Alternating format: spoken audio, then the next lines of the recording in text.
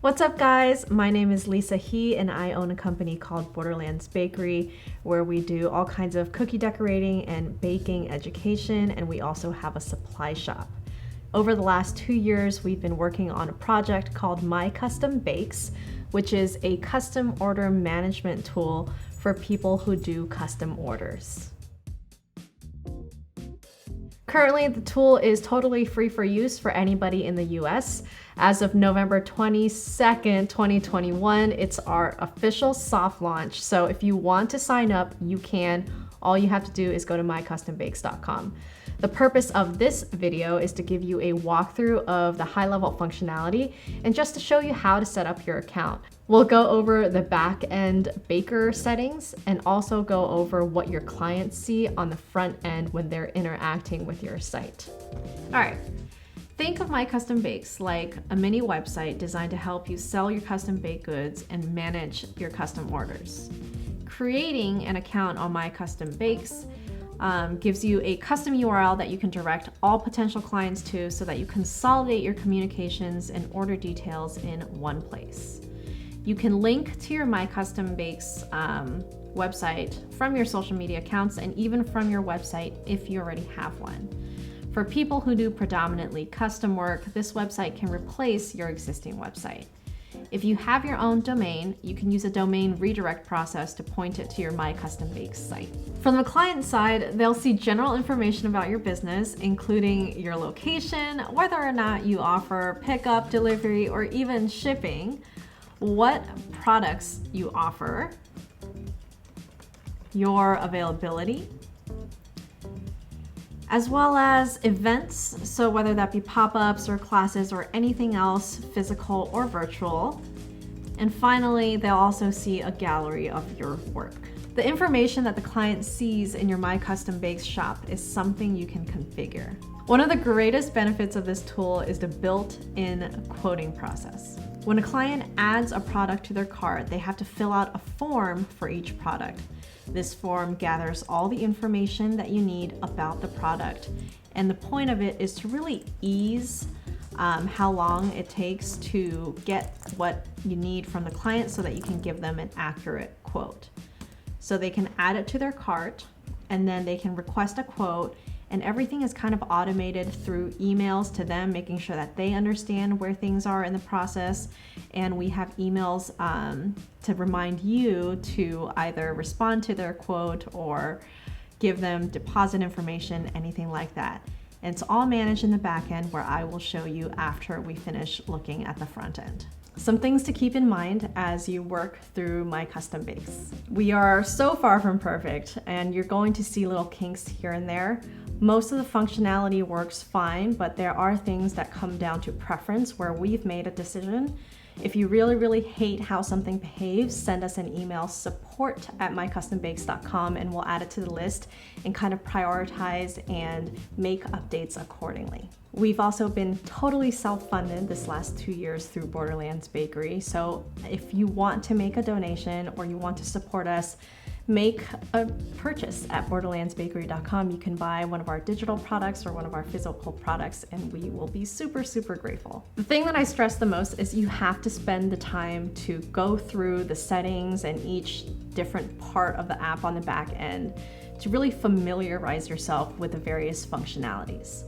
I will be giving you an overview, but I'm not going to tell you what every single button means or what every single field means. We have a lot of built-in little help question mark buttons, and that should really help give you an idea of what something does if you don't know or if it's not intuitive.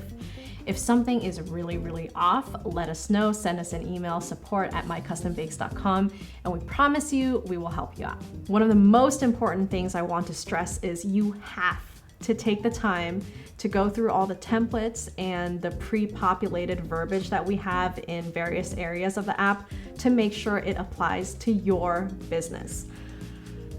Can't say this enough, but if you use templated verbiage and it's not accurate, that could get us both in trouble. So please take the time to review and make changes to all the templated verbiage to make it applicable for you.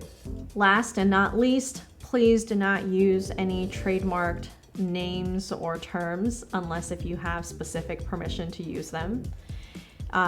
If this becomes a problem and we have a lot of trademark violations and they become visible to any of those brands, we will get shut down and nobody's going to have this tool anymore. So please, please, please be careful and be respectful of everybody's intellectual property.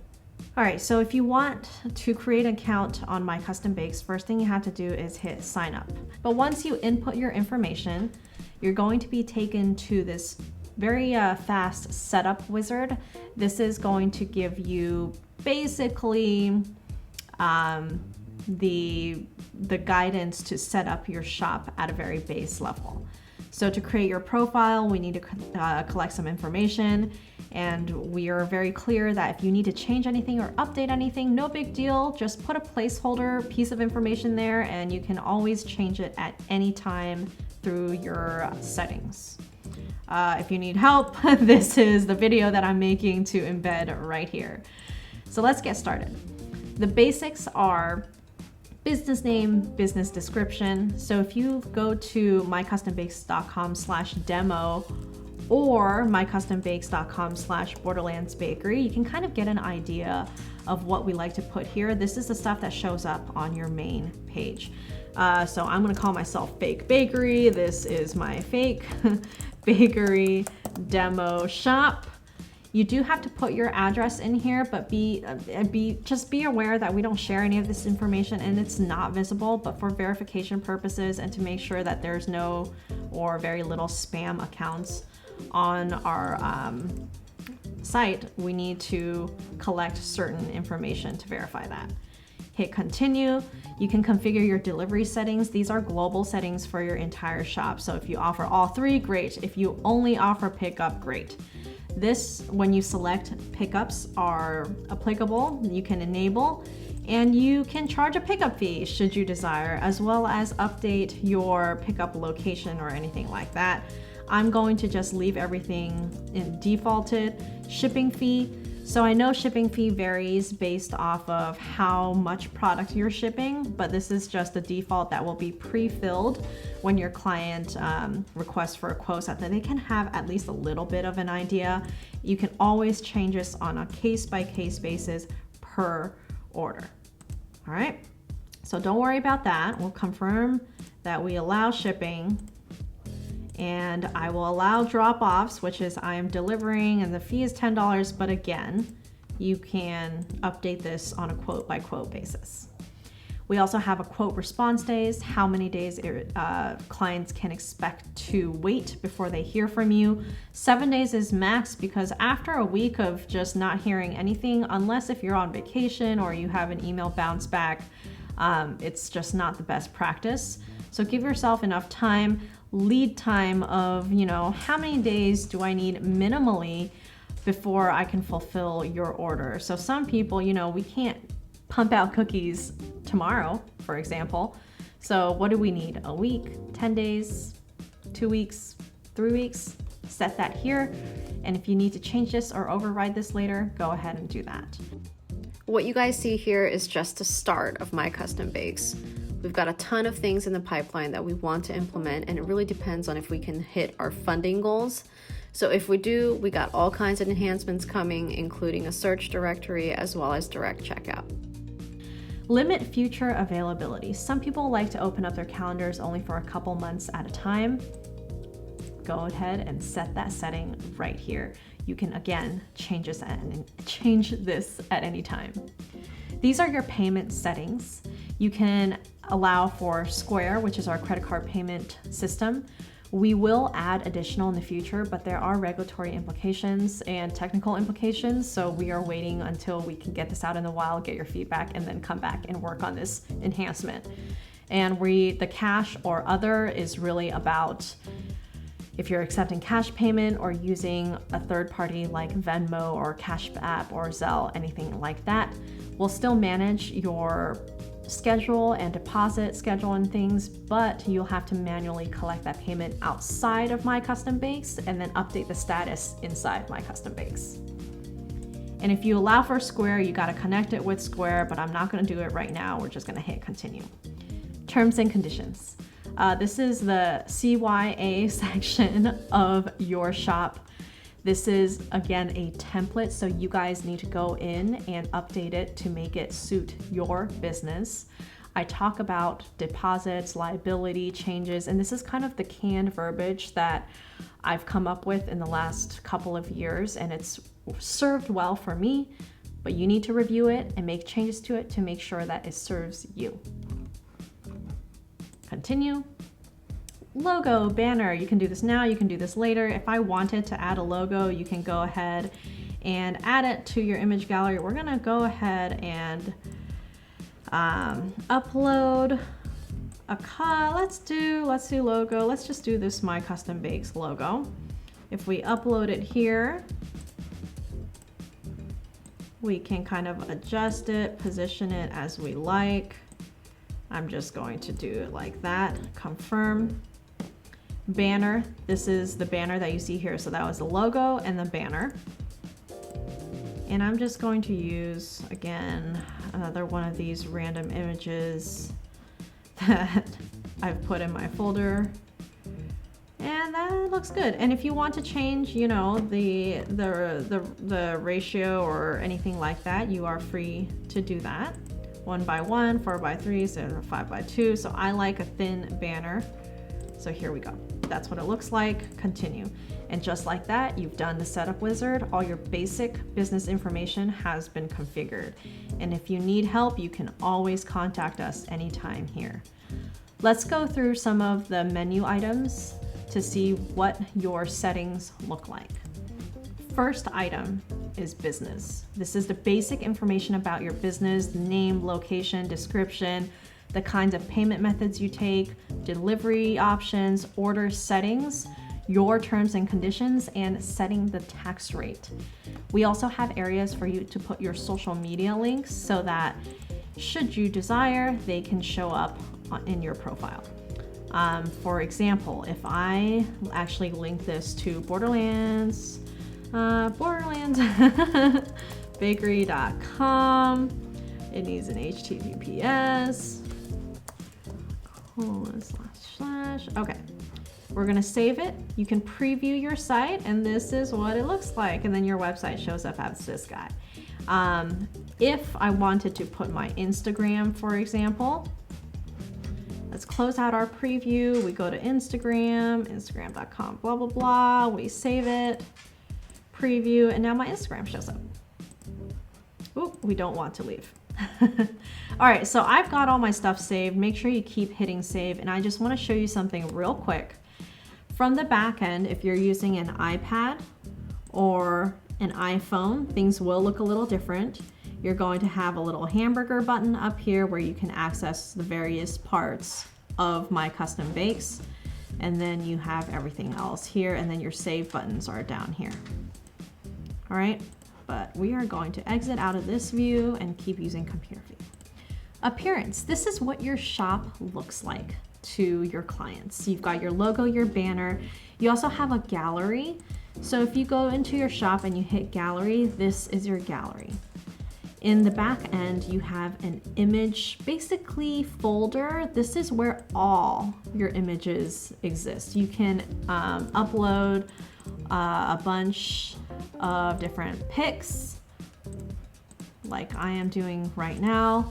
We actually give you 5 gigabytes of storage, which should be more than enough. But if you use pictures from an iPhone or unedited pictures and their file sizes are huge, I highly recommend that you resize your pictures so that they're not ginormous. So I'm going and okay. So I'm still waiting for everything to upload because some of these pictures are huge. And we go back to appearance and we can add things to our gallery. So if I just want to add a couple of pictures to the gallery, I've done that. The shop carousel is something that shows up toward the bottom of your shop profile page, main page. And this is just for prettiness. If you looked at this on a phone, for example, you can do like a little swipe through, and that's what that looks like on your phone. So that's what appearance looks like. I'm not even going to bother with shop carousel for this purpose. Everybody's curious about products. And if you want to add products, you follow the prompts in your products here. You can start with a template, copy an existing product, or start from scratch. We've pre-populated everything with some templates here, and they are not perfect, but they are a good starting point. You have to take the time to configure your templates properly. That's going to help you reduce the amount of time going back and forth with your client. So for cakes, we've got a 6-inch buttercream cake template, and you can start off with that. You can enter the product type. You can even add new product types by just typing it into the text field. So if you have a product type that's not listed here, go ahead and just create a category. You can name your product, describe your product, upload pictures of your product, and set pricing. Variable, if you don't know what that means, you can look at the definitions for variable and fixed. So if you're doing something like custom sugar cookies, and the price starts at $65 a dozen, for example, that's a variable priced product and it starts at $65. Now, if it was a fixed price, that means no matter what, a dozen is going to be $65, for example. You can select fixed and put the price in. There are quantity limits that you can set, minimum and max quantities. So if you do not take less than 2 dozen minimum order, set that here.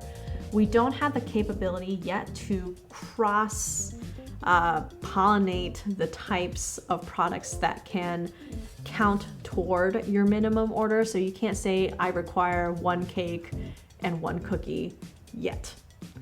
Maybe in the future, if a lot of you guys implement this as a part of your business model.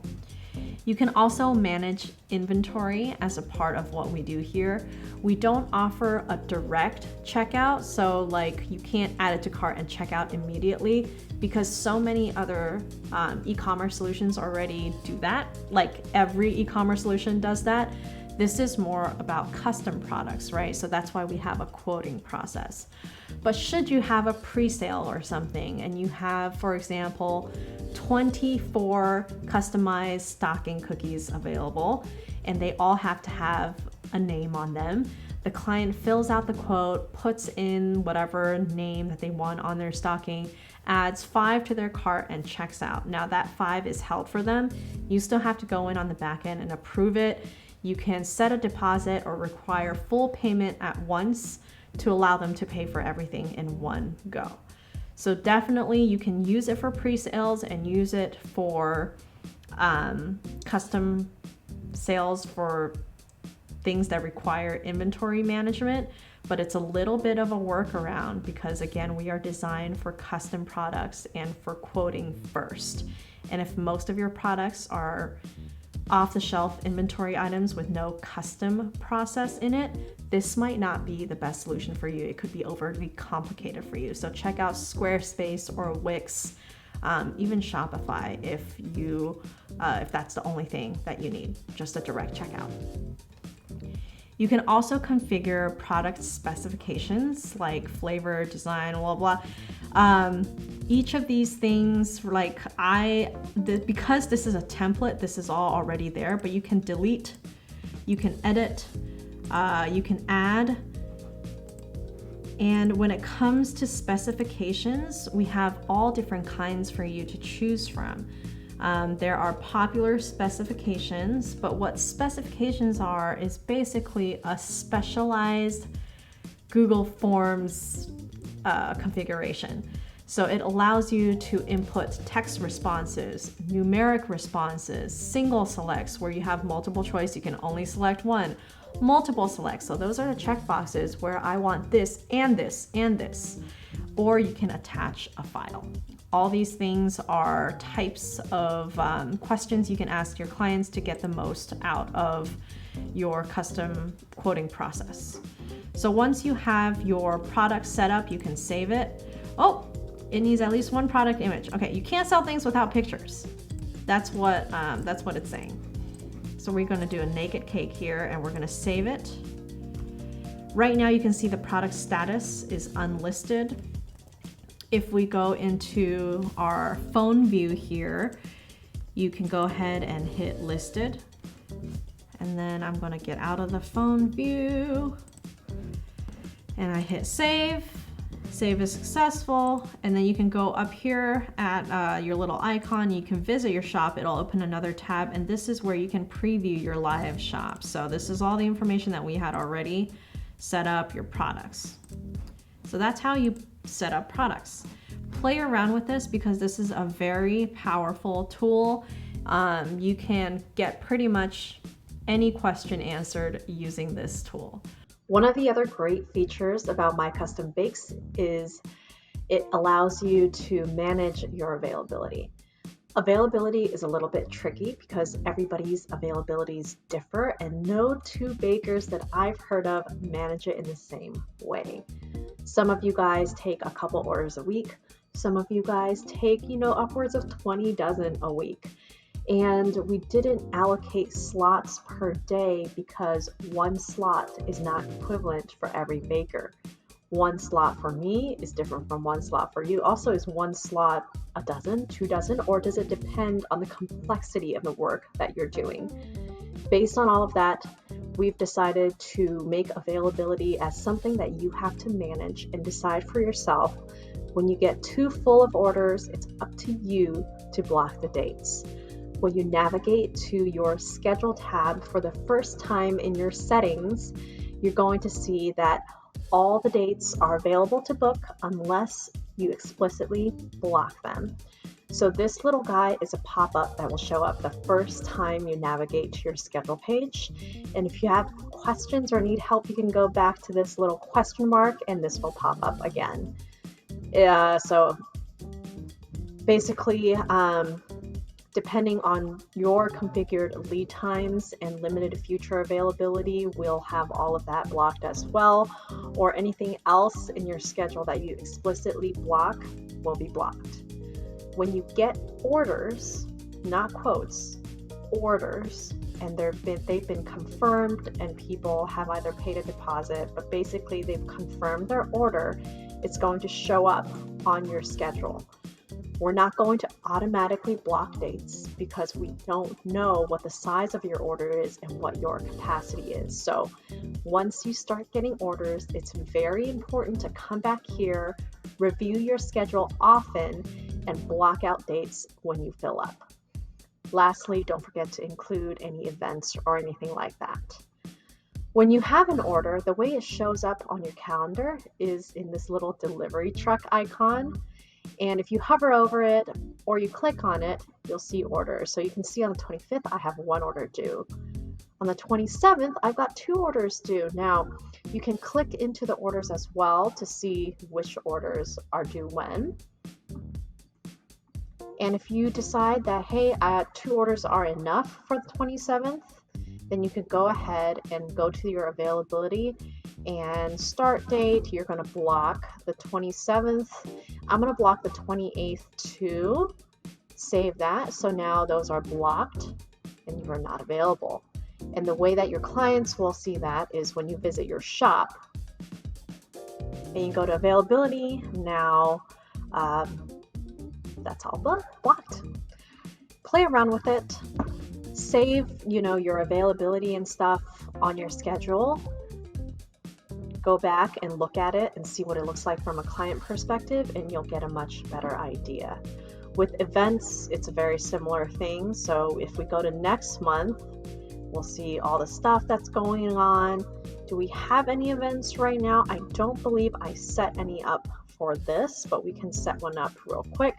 I don't have any events right now. Say I want to do like a Christmas pop-up on the 19th. We go to new event, Xmas pop-up, and set it as a pop-up. You can set it as a class, other. You can even select whether or not it's a virtual event. Pretty awesome.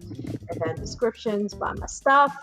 We're going to set it for December 19th, 3 to 3:30 p.m. You can add a location.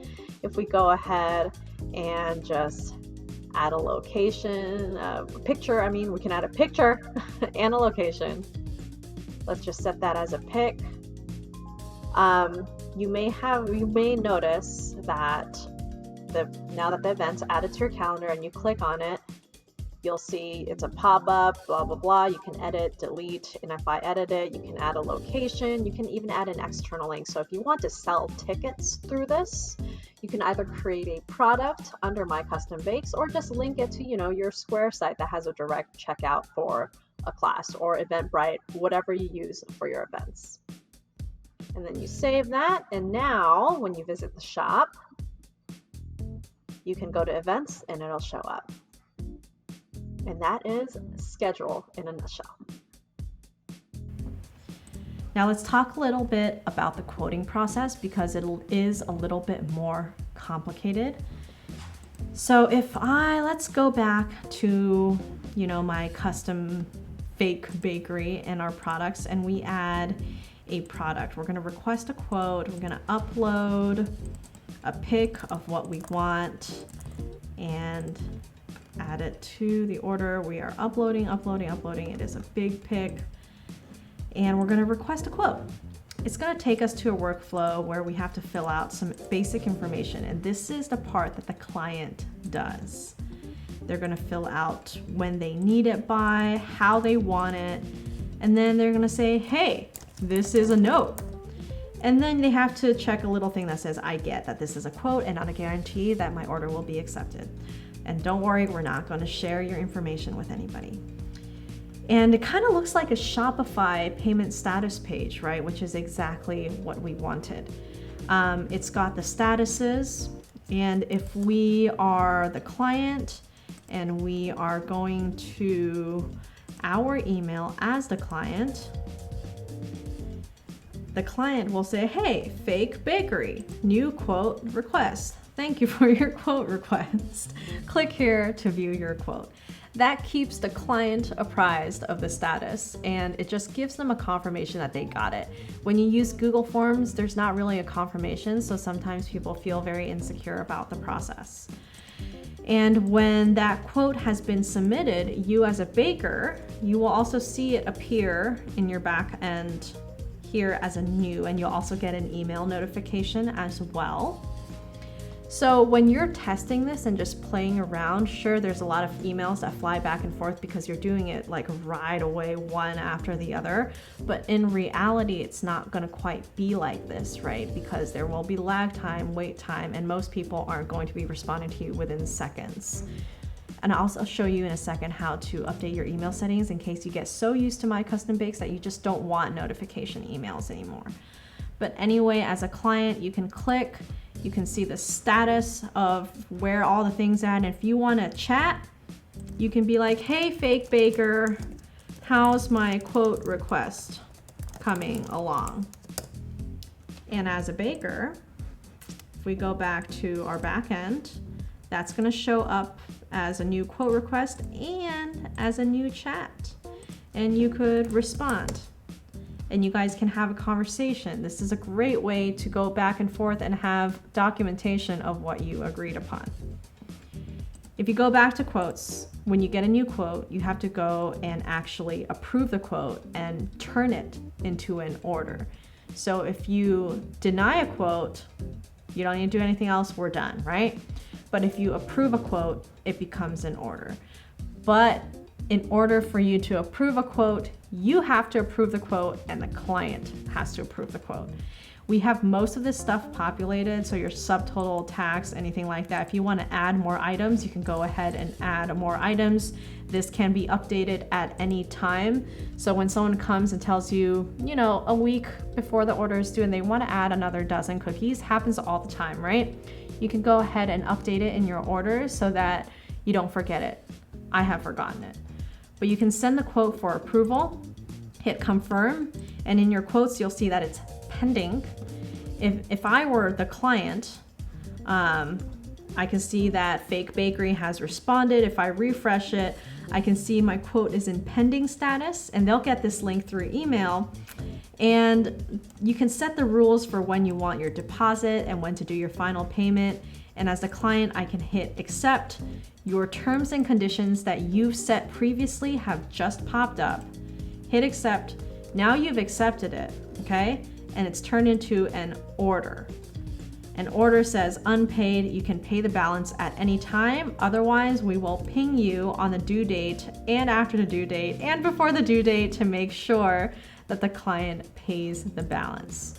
On the back end, when a quote is accepted by the client, it becomes accepted and it shows up as an order. So you use orders as this is the work that is guaranteed and is in my queue. When your quotes have been accepted, they turn into orders, yes, but you can also manually add any order. So if you meet someone or you happen to take an order offline and you've collected all that information, you can go ahead and add a new order and fill in everything for your client. So whatever that may be. For example, I need the goods. This 1 dozen character cookies. These are all the required fields. And when does it say we're done? Delivery fee, we can put like $20, delivery fee, and then delivery method. What if we try to save this without delivery method? We have to do a delivery method. We can't just miss. Oh, see, if you do drop off, it requires an address. Okay, we're just gonna have pick up because I don't want to fill all that information in. But we have checks in place to ensure that you don't miss anything. So yes, you can manually add orders if you want to. So that's just an overview. Go in, play with it, keeping in mind that you're gonna be getting a lot of notifications, and if you don't want them, you have to get in the habit of logging in and checking what's going on, making sure that your clients are well taken care of in a reasonable amount of time, because we live in that Amazon Prime world and everybody wants a response right away. The emails set some expectations for your clients, but if you get overwhelmed by them or you see too much and you just want to be proactive and come in to do that, you can do that, and I'll show you in the settings. We also have a separate section for chat, just like Wix, in case you want to just look at your chats in isolation. And then finally, we have your basic account settings with your username and then all of your email settings, okay? By default, everything is turned on because reminders are good, but if you get a lot of orders, reminders are annoying and overwhelming. So decide for yourself what you want to keep on or off. And in a case you just need a break, you can deactivate your account and make your shop private. No big deal. All right, so that is all My Custom Bakes does at a very high level very quickly. As we move out of the soft launch phase and into like a full release come March 2022, right around CookieCon, we will put together more education for you, and by that time we should have more of the kinks worked out. Meanwhile, if you have any questions at all, send us an email, support@mycustombakes.com, and we will get back to you.